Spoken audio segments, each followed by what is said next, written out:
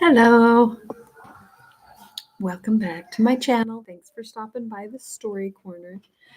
Oh, I know I look rough. I'm sorry. It was a day. Not only did I get to bed really late because after I put the baby to bed, I went and cleaned, and because it's so hard to get it done when he's awake. So I got to bed really late. And then I was up in the night and I slept in. So, like 9 o'clock, I was awake, but I was still in my pajamas. And the maintenance guy knocked on the door to come change the battery in our smoke detector. So I was in my PJs. It was really embarrassing. I mean, I was up with the baby, and I was actually nursing him when he was knocking. So I had to, quickly put that away and go. But I was a little embarrassed. But that's kind of how my day kicked off. And then, yeah, just crazy from there. So I have two part-time jobs, and one of my bosses, he sells Cutco, but he has like 23,000 customers. I'm not kidding. And he does these events in the area, and he sends out texts and stuff to all his customers. So he sent a text out saying the prices are going up tomorrow because they are. And if you want anything, let me know. So he sent out these hundreds and hundreds of texts, thousands. And then he was at an event sharpening, and he called me and he said, I am being bombarded with these emails. And I do this kind of stuff for him anyway. He said, but I can't do it. Can you just take it? And it was everything from I placed an order and had a problem with it to I need sharpening to how much does this cost? Oh my goodness. And just message after message just stacked.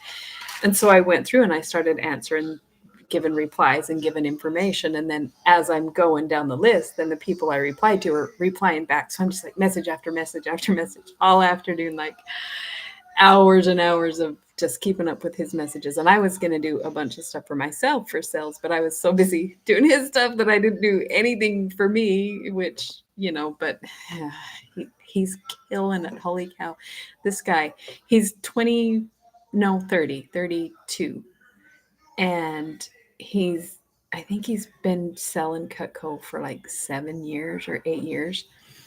He made $40,000 this month, and he made $40,000 last month just selling knives. Like, it's insane. And he's so busy. He can't keep up with all his messages and all of his scheduling, which is why he's asked me to do it.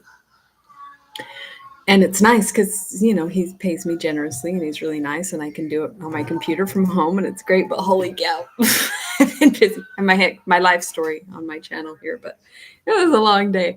It was fun, but it's a lot of work. And then, of course, Caden dumped my coffee everywhere. He dumped a Sprite on the couch. He dumped out an entire container of blueberries in the kitchen. Like, because I'm stressed and I'm distracted, he's just going from one terroristic mess to the next. Holy cow. Oh my goodness. I'm so tired. It was a day. Anyway, here I am to read. And before I get started, what did you have for dinner? Or, what are you going to have for dinner? I made some, chili the other day for our kind of like chipotle salad kind of style that I did. And we had just a little leftover. So I did soda bread or beer bread. You can put beer or soda in it, and it's a mix.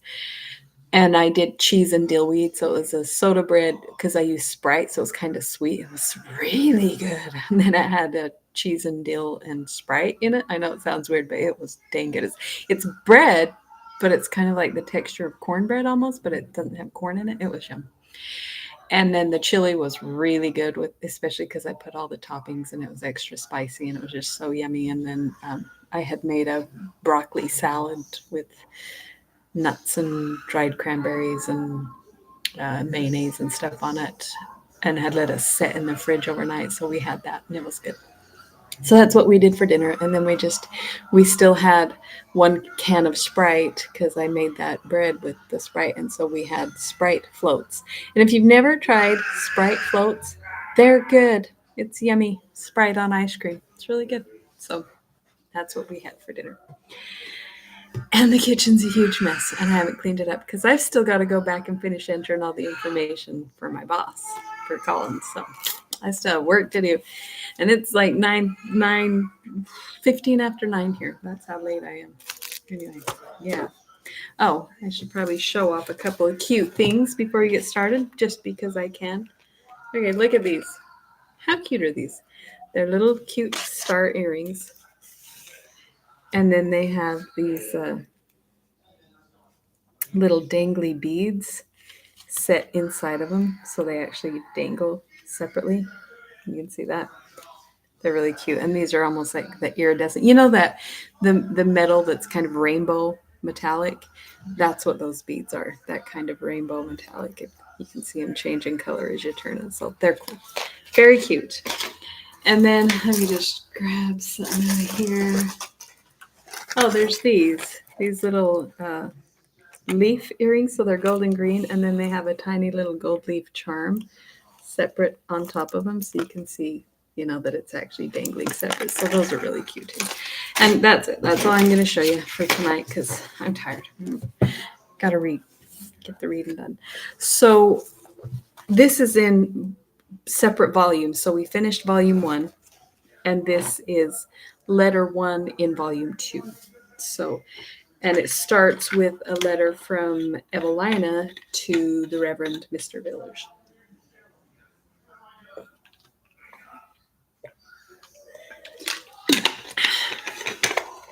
My vitamin juice. Okay. Howard Grove, Kent, May 10th.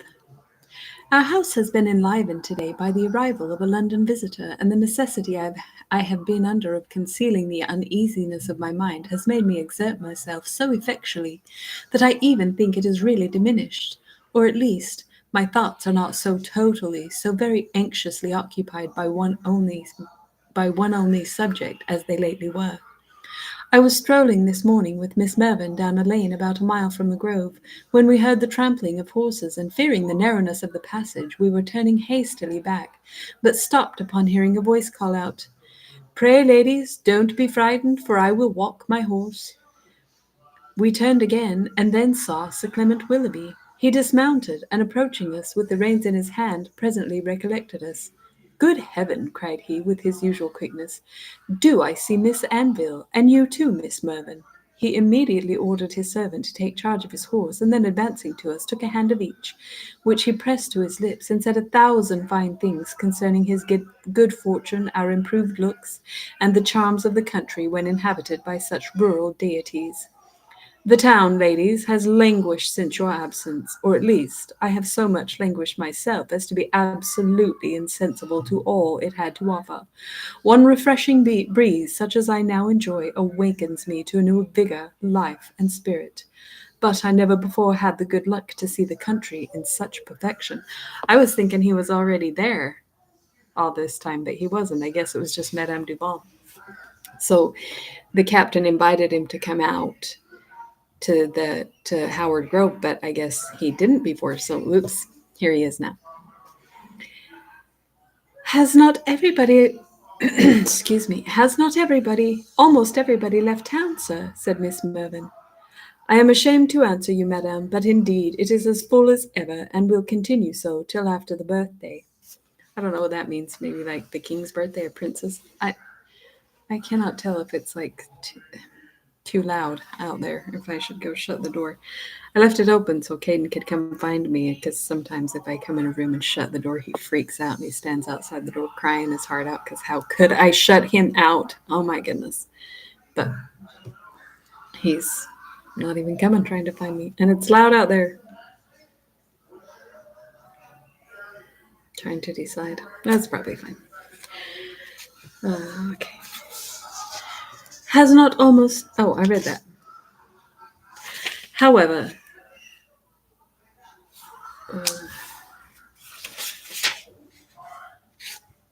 heck? I did the whole page. Okay. "However, you ladies were so little seen that there are but a few who know what it has lost. For my own part, I felt it too sensibly to be able to endure the place any longer." "Is there anybody remaining there that we were acquainted with?" cried I. "Oh, yes, ma'am." And then he named 2 or 3 persons we had seen with him.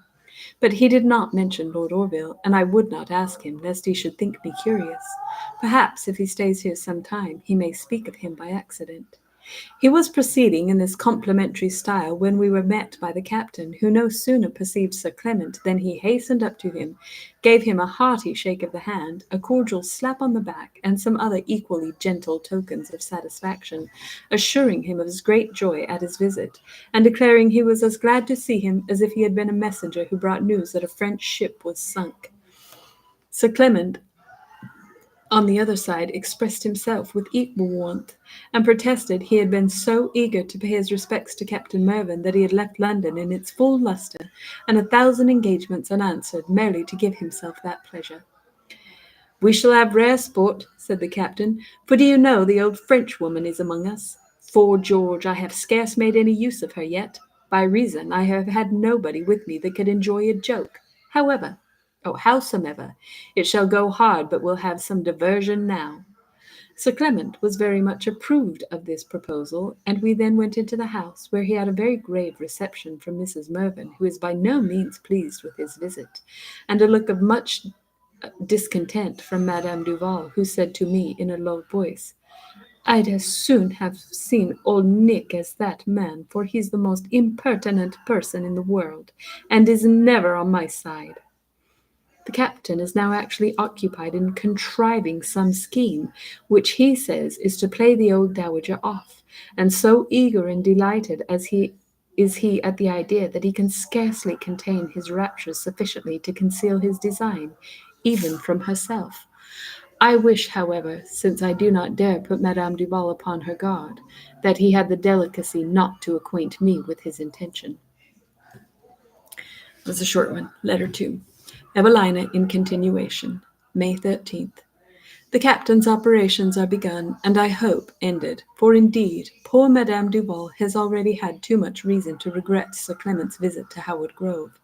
Yesterday evening, during breakfast, as the captain was reading the newspaper, Sir Clement suddenly begged to look at it, saying he wanted to know if there was any account of a transaction at which he had been present the evening before his journey hither, concerning a poor Frenchman who had got into a scrape which might cost him his life.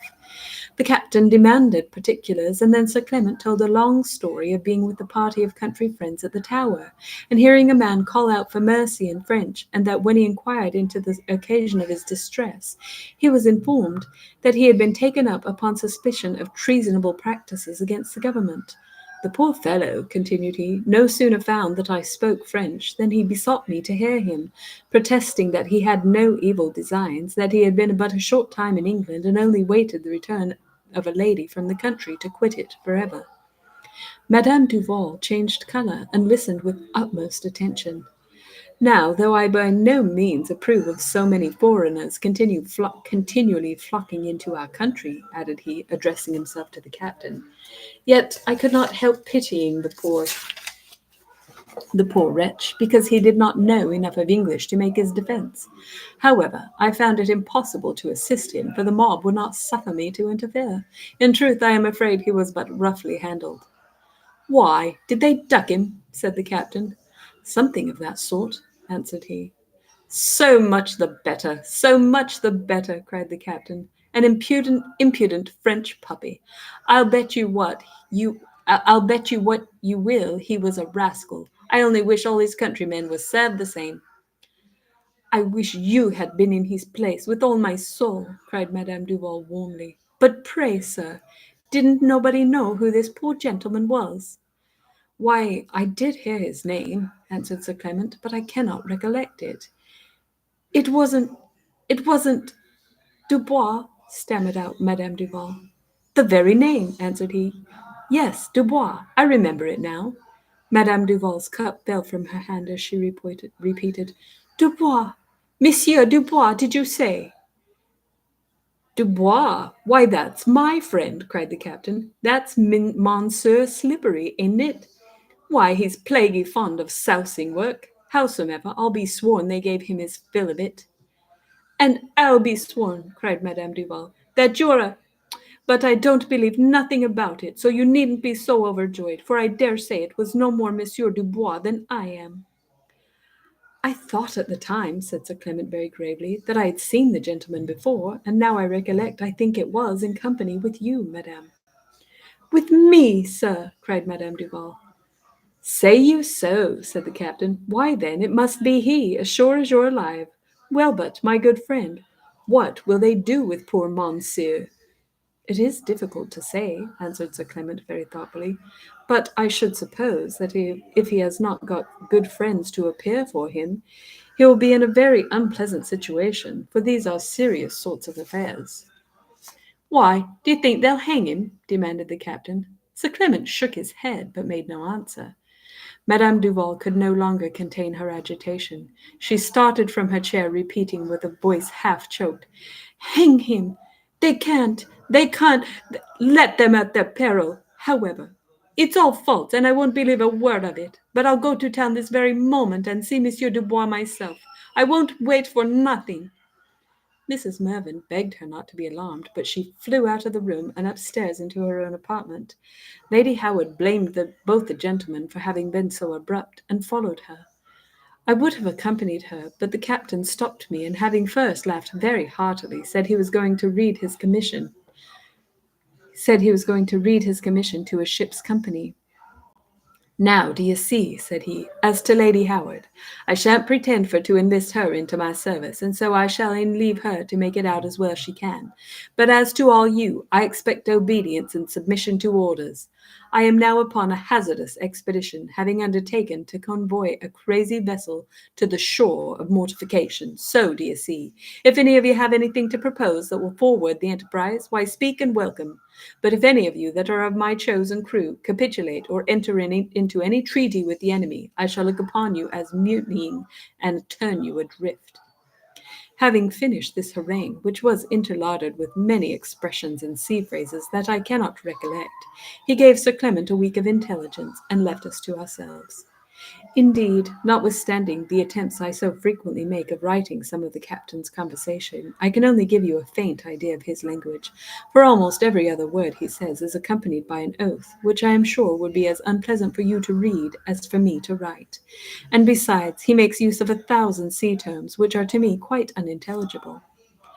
Poor Madame Duval sent to inquire at all probable places whether she could be conveyed to town in any stagecoach, but the captain's servant brought her for answer that no London stage would pass near Howard Grove till today.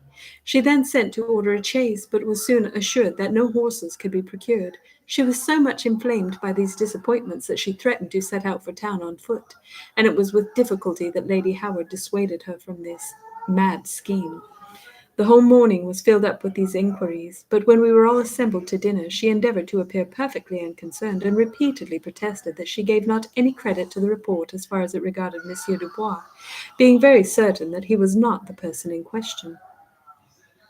The captain used the most provoking efforts to convince her that she deceived herself, while Sir Clement, with more art, though not less malice, affected to be of her opinion, but at the same time that he pretended to relieve her uneasiness by saying that he doubted not having mistaken the name, he took care to enlarge upon the danger to which the unknown gentleman was exposed, and expressed great concern at his perilous situation.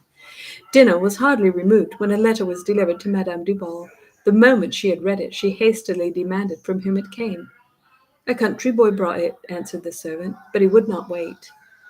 Run after him this instant, cried she, and be sure you bring him back. Mon Dieu, quel ever. I'm saying more French. I can't speak French, so I don't even know what it says. Sorry. What's the matter? What's the matter? Said the captain. Why, nothing's the matter. Oh, mon Dieu. And she rose and walked about the room. Why, what? Has Monsieur sent to you? Continued the captain. Is that their letter from him? No, it ain't. Besides, if it is, it's nothing to you. Oh, then, I'm sure it is.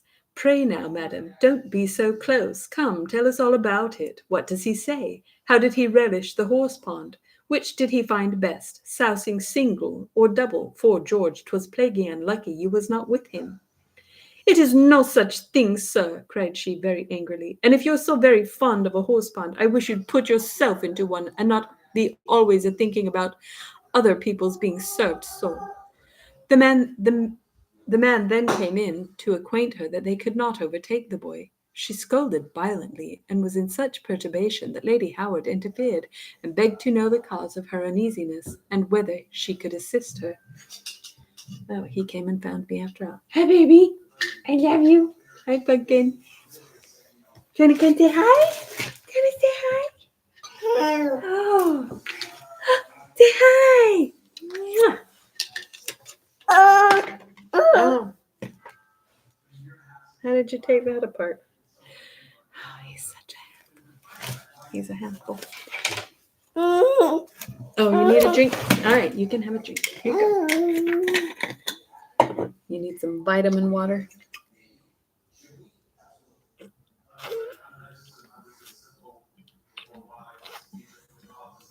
Oh my, he was thirsty.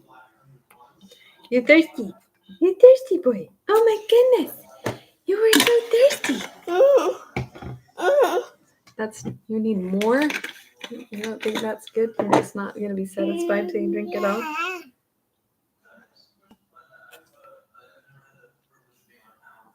Oh my goodness. You are so thirsty. Oh, that's probably enough, baby. I think that's probably enough. Madame Duval cast her eyes upon the captain and Sir Clement, and said she should be glad to speak to her ladyship without so many witnesses. Well then, Miss Anville, said the captain, turning to me, do you and Molly go into another room and stay there till Miss Duval has opened her mind to us.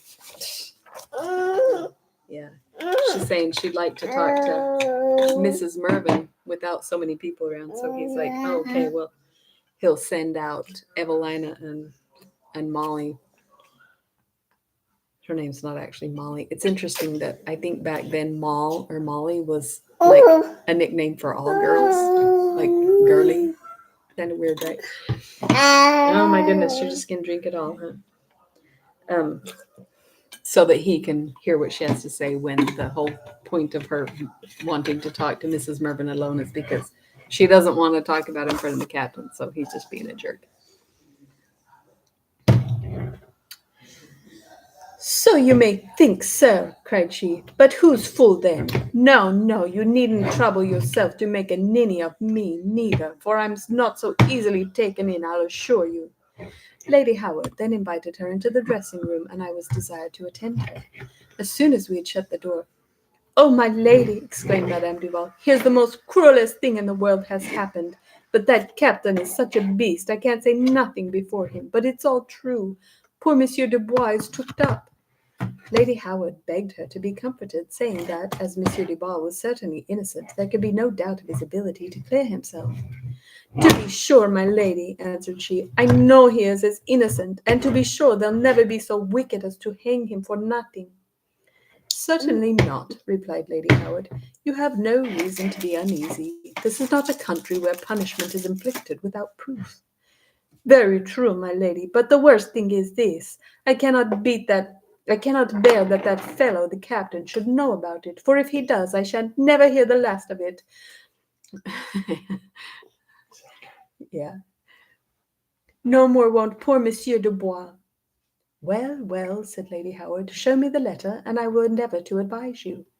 The letter was then produced. It was signed by the clerk of a county justice, who acquainted her that a prisoner, then upon trial for suspicion of treasonable practices against the government, was just upon the point of being committed to jail, but having declared that he was known to her, this clerk had been prevailed upon to write, in order to inquire if she really could speak to the character and family of a Frenchman who called himself Pierre Dubois.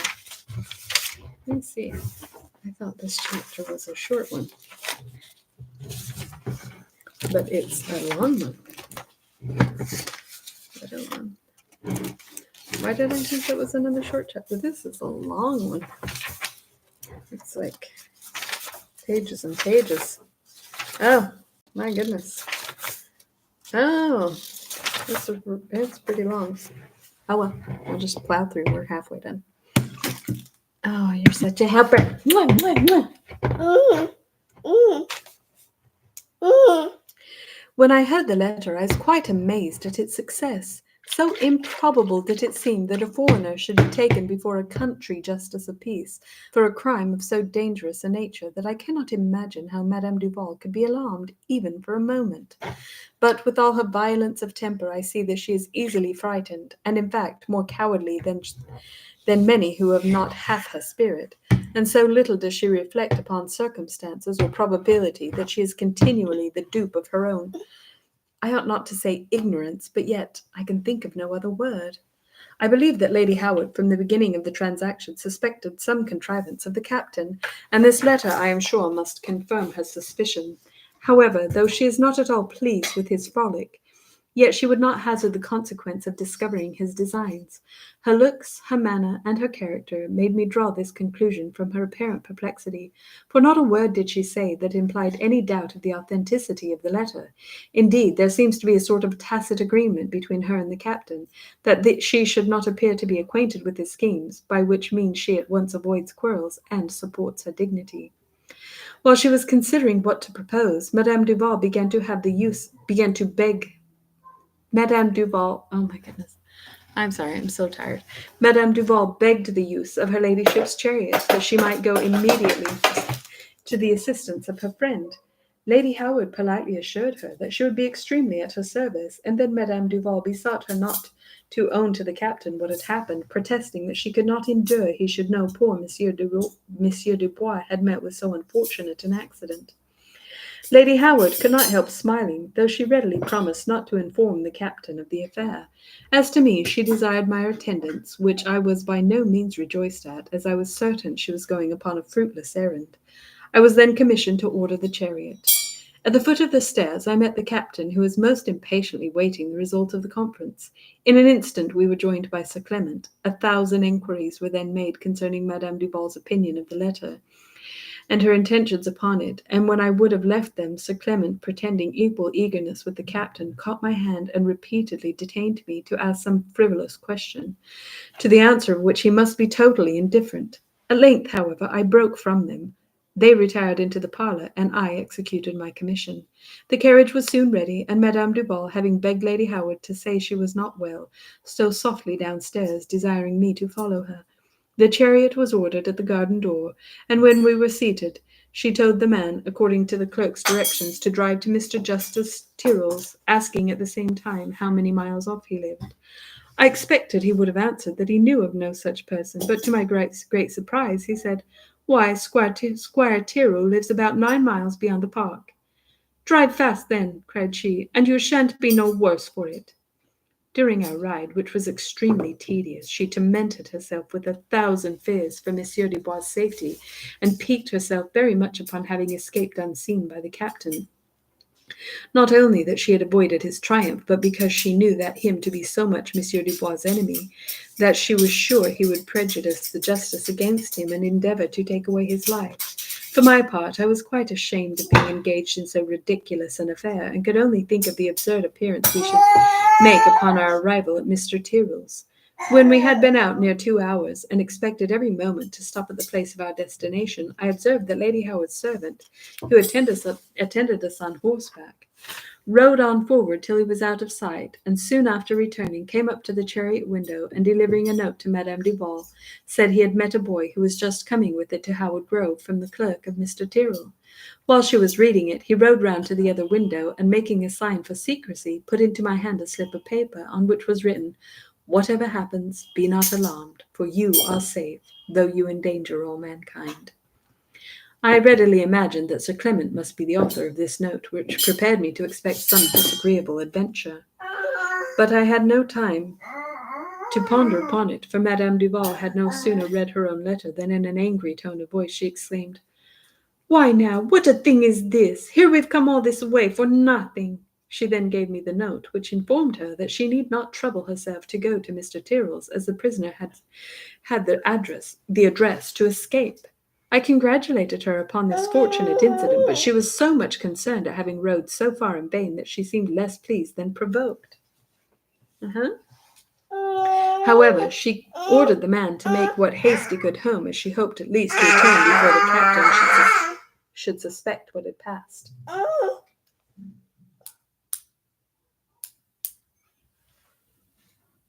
The carriage turned about, and we journeyed so quietly for near an hour that I began to flatter myself we should be suffered to proceed to Howell Grove without further molestation, when suddenly the footman called out, "John, are we going—" Hey. Don't yell. You're too loud.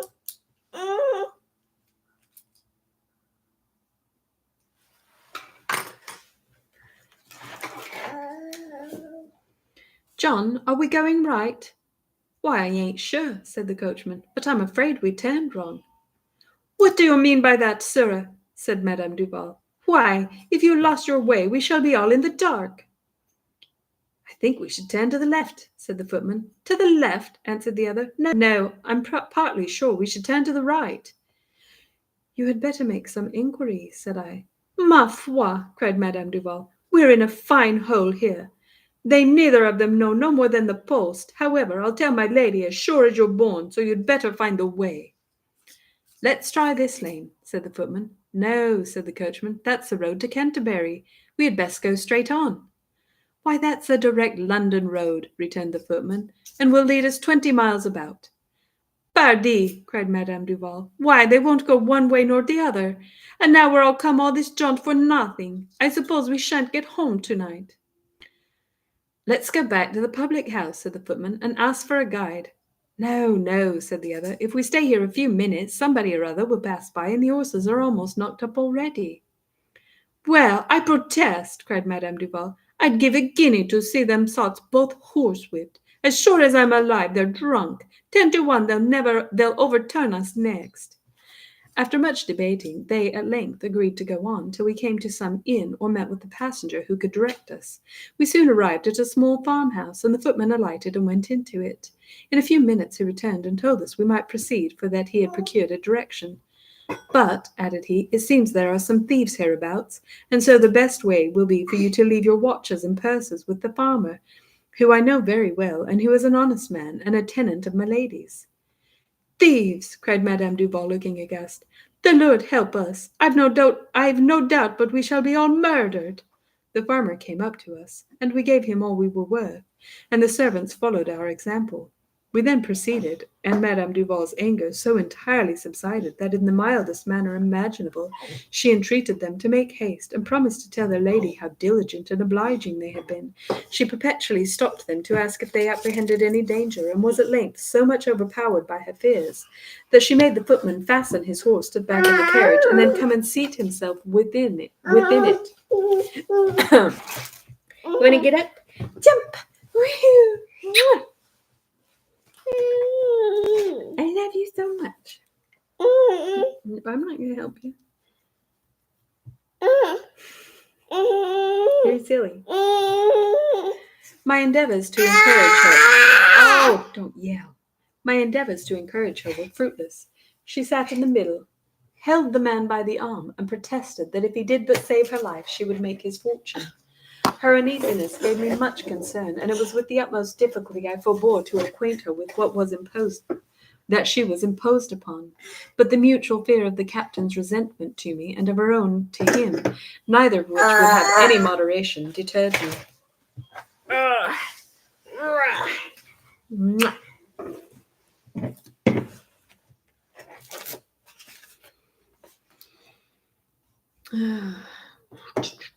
Now I lost my place.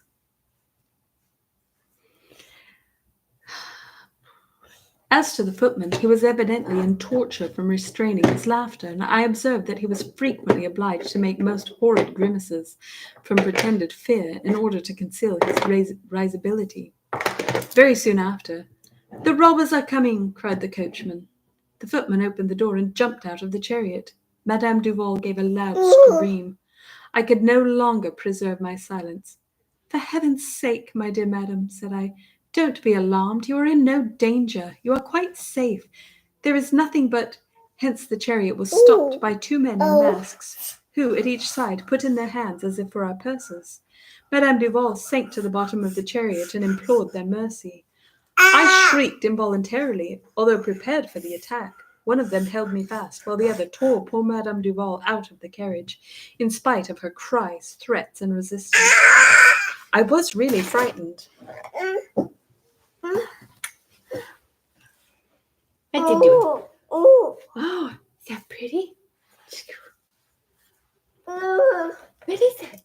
Oh, oh wow. Oh wow, so pretty.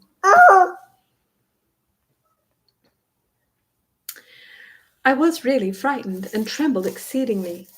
My angel, cried the man who held me, you cannot surely be alarmed. Do you not know me? I should hold myself in eternal abhorrence if I have really terrified you. Indeed, Sir Clement, you have, cried I. But for heaven's sake, where is Madame Duval? Why is she forced away? She is perfectly safe. The captain has her in charge, but suffer me now, my adored Miss Anville, to take the only opportunity that is allowed me to speak upon another, a much dearer, much sweeter subject. And then he hastily came into the chariot and seated himself next to me. I would fain have disengaged myself from him, but he would not let me. Deny me not, most charming of women, cried he, deny me not this only moment that is lent to me, to pour forth my soul into your gentle ears, to tell you how much I suffer from your absence, how much I dread your displeasure, and how cruelly I am affected by your coldness.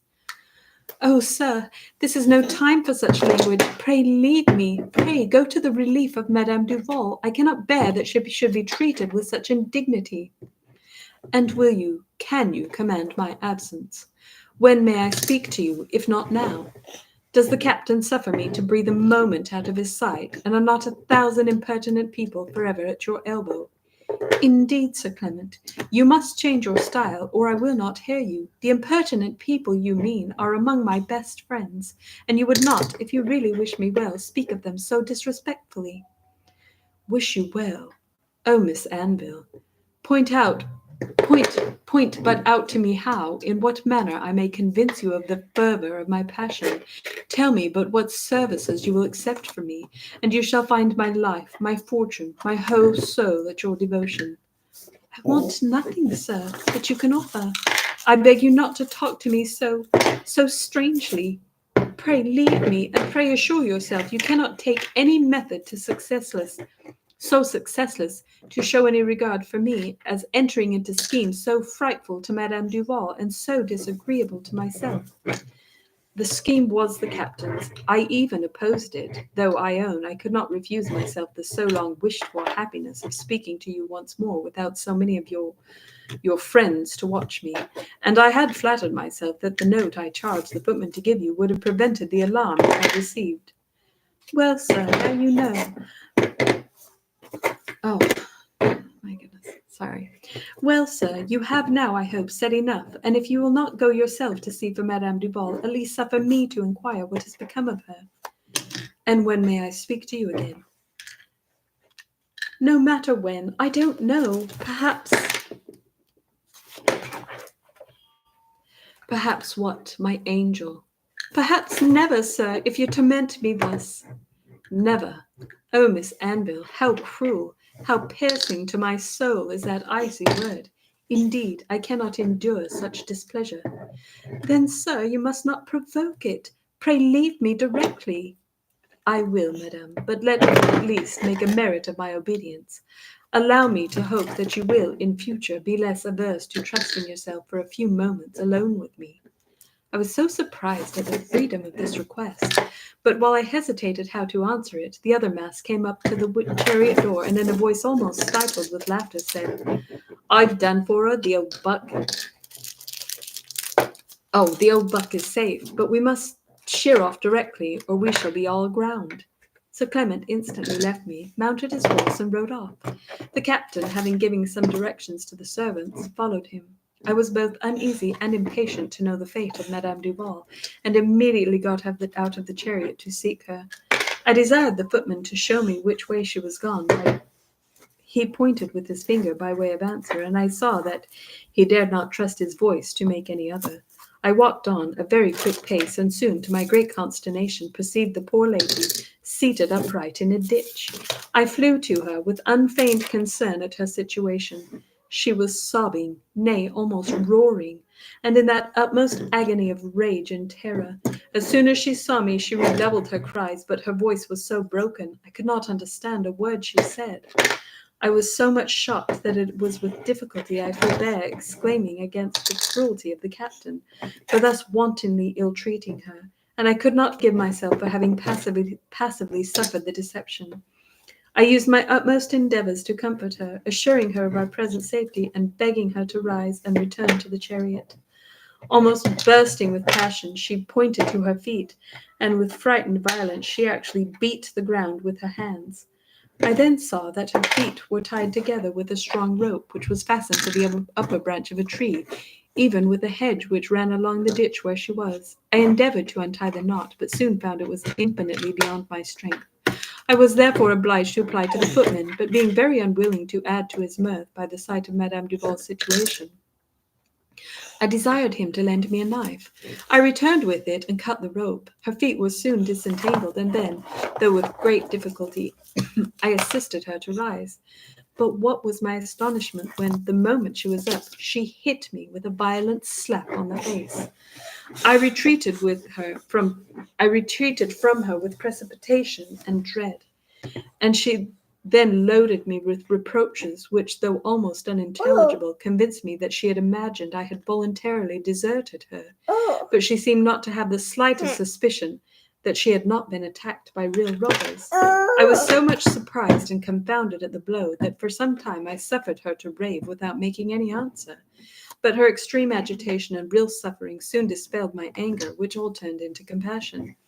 I then told her that I had been forcibly detained from following her, and assured her of my real sorrow at her ill usage. She began to be somewhat appeased, and I again entreated her to return to the carriage, or give me leave to order that it should be drawn up to the place where we stood. She made no answer till I told her that the longer we remained still, the greater would be the danger of our ride home. Struck with this hint, she suddenly, and with hasty steps, moved forward. Her dress was in such disorder that I was quite sorry to have her figure exposed to the servants, with all of them, in imitation of their master, held her in derision. However, the disgrace was unavoidable. The ditch, happily, was almost... Shh, hey, you're so noisy. The ditch was almost quite dry. Oh, I lost my place again.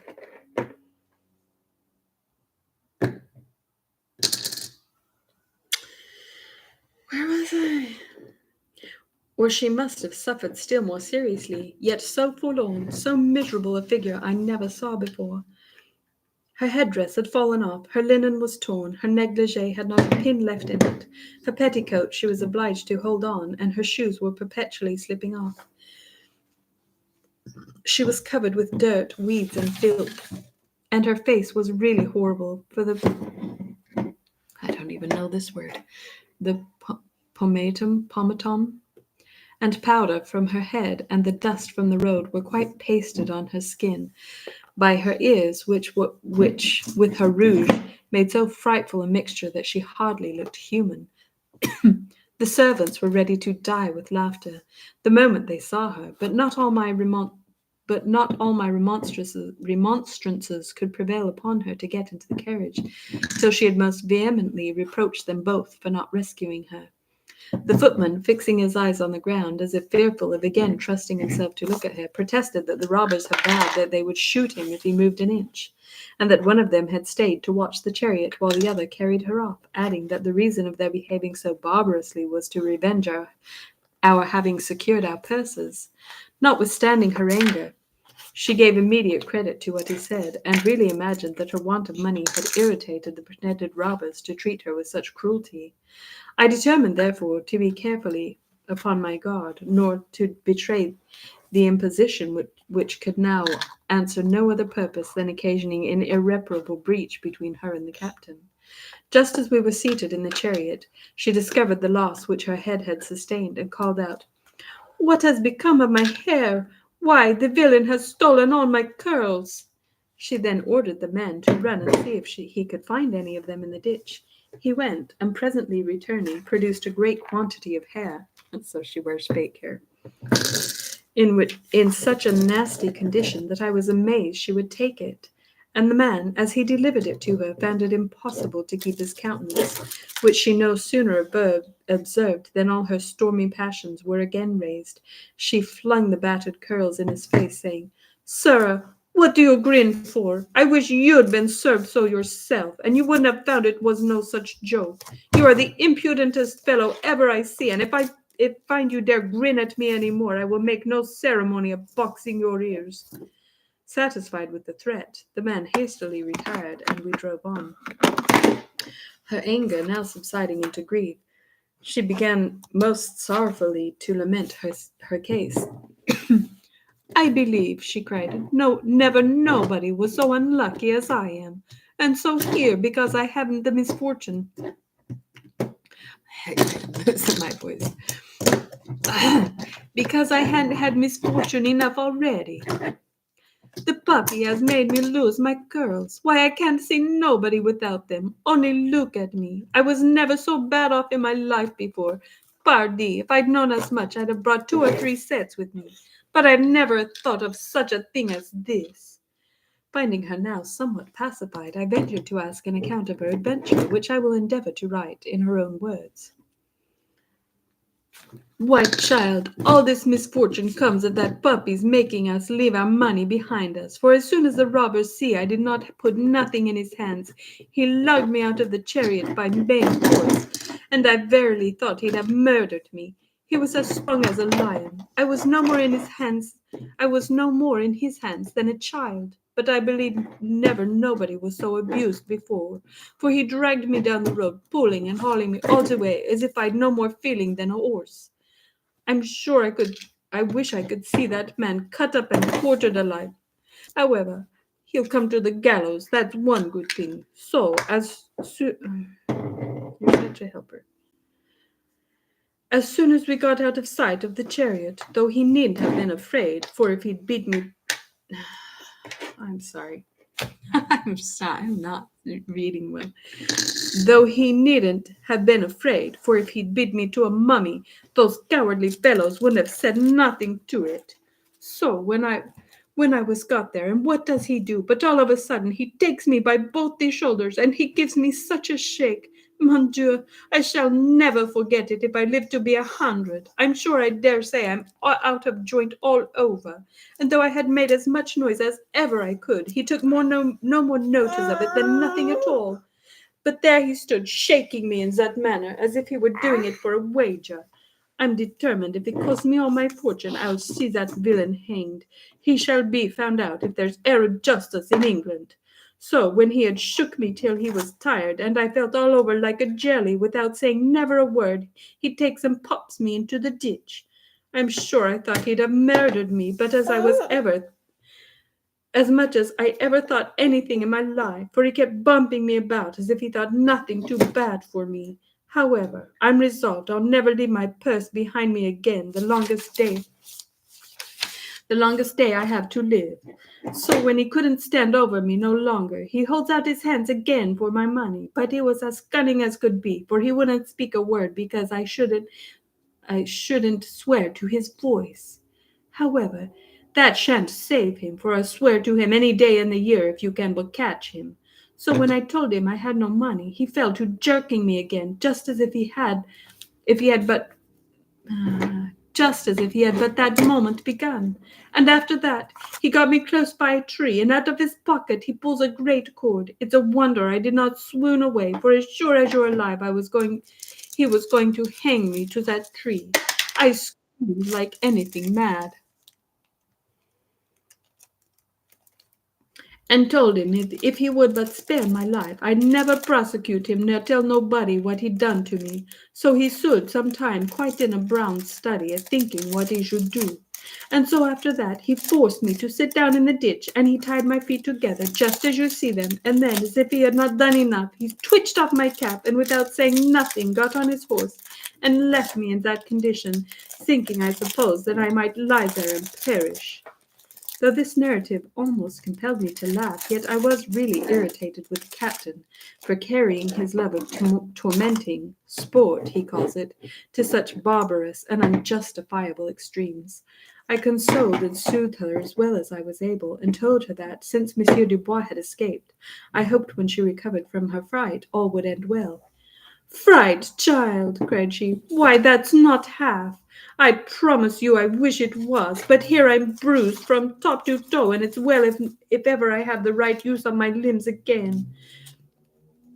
However, I'm glad the villain got nothing but his trouble for his pains, for here the worst is to come. For I can't go out because I've got no curls, and so he'll be escaped before I can get to the justice to stop him. She won't be seen without her fake hair, so she's rather let him get away than pursue justice and be seen without her fake hair. That's hilarious. I'm resolved I'll tell Lady Howard how her man served me, for if he hadn't made me fling him away, I dare say I could have pinned them up well enough for the country. Perhaps Lady Howard may be able to lend you a cap that will wear without them. Lady Howard, indeed! Why, do you think I'd wear one of her dowdies? No, I'll promise you I shan't put on so much disguisement. It's the unluckiest thing in the world that I did not make the man pick up the curls again, but he put me in such a passion I could not think of nothing. I know I can't get none at Howard Grove for love nor money. For all of the stupid places ever I see, that Howard Grove is the worst. There's never no getting nothing one wants. This sort of conversation lasted till we arrived at our journey's end, and then a new distress occurred. Madame Duval was eager to speak to Lady Howard and Mrs. Mervyn, and to relate her misfortunes. But she could not endure that Sir Clement or the captain should see her in such disorder, for she said they were so ill-natured that instead of pitying her, they would only make a jest of her distress. She therefore sent me first into the house to wait for an opportunity of their being out of the way, that she might steal upstairs unobserved. In this I succeeded, as the gentlemen thought it most prudent not to seem watching for her, though they both contrived to divert themselves with peeping at her as she passed. She went immediately to bed, where she had her supper. Lady Howard and Mrs. Mervyn, both of them, very kindly sat with her and listened to her tale with compassionate attention, while Miss Mervyn and I retired to our own room, where I was very glad to end the troubles of the day in a comfortable conversation. The captain's raptures during supper at the success of his plan were boundless. I spoke afterwards to Mrs. Mervyn with the openness which her kindness encourages, and begged her to remonstrate with him upon the cruelty of tormenting Madame Duval so causelessly. She promised to take the first opportunity of starting the subject, but said he was at present so much elated that he would not listen to her with any patience. However, should he make any new efforts to molest her, I can by no means consent to be passive. Had I imagined he would have been so violent, I would have risked his anger in her defence much sooner. She has kept her bed all day, and declares she is almost bruised to death. Adieu, sir, dear sir. What a long letter have I written. I could almost fancy I sent it to you from London. Well, that was a long one again. Whoops, I kind of thought that it was two short ones. What is the matter? What's the matter? Okay. All right. Okay, baby. Anyway, my goodness, I'm so tired. I'm dizzy. I'm so tired. So tired. So we will leave it there, and we will say good night, and we will see you next time. Jump up. You want to say bye? No? Oh, I'm sorry. Did you step on it? Did it hurt your foot? It's okay. Come here. I got you. Oh, give me a hug. I love you. Say bye. Say bye-bye. Say bye-bye. Bye-bye. Bye. You're so sweet. Well, on that sweet note, we'll see you next time. Bye. You're so precious. You're so cute. I love you. Bye.